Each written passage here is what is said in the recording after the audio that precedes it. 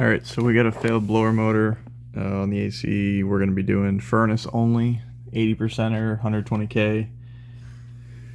Can leave the gas shut off. We have to add an electrical safety shut off. It looks like the exhaust was redone when the water heater was done. It's all in B vent. It's got a wraparound. The distribution box on the bottom. So we can leave the return drop, basically cut and paste the furnace. And then electrical panel. Looks like we got a 15. Thank you.